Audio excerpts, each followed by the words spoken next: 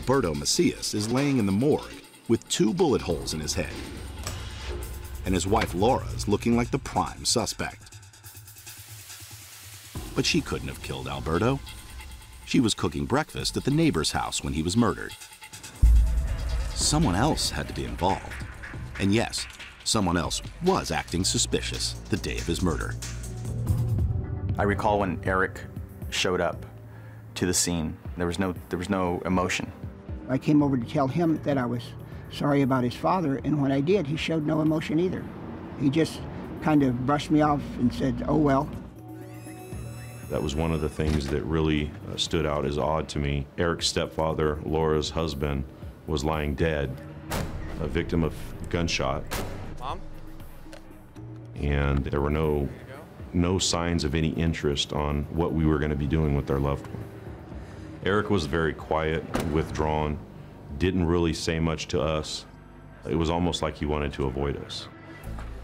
Maybe he was just worried about his mom. What a shock for the whole family. With Alberto gone, Eric was now the man of the house. That's a lot of responsibility. But he could handle it. He's a smart one. Salutatorian at his high school graduation. Alberto was proud of his intelligence and the fact that he was doing well and that he was really going to become somebody.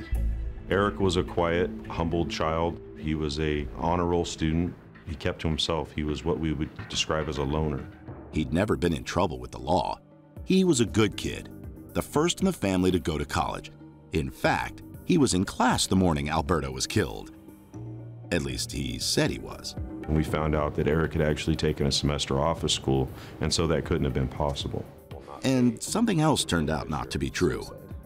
Eric said he didn't have a cell phone with him that day, My dad wouldn't do that. that it was broken. We were able to track his travelings and daily activities from the use of his cell phone. It showed that he was in the Dos Palos and Los Banos area, where the crime was committed. Eric was very reluctant to answer some questions, and at times it was frustrating trying to communicate with him because he just didn't want to talk. But there was one thing he didn't mind talking about.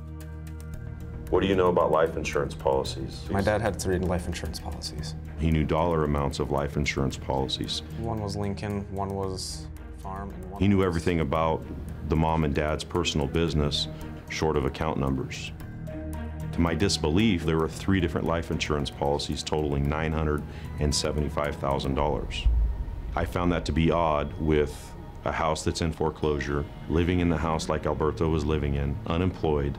What would they need $975,000 in life insurance for?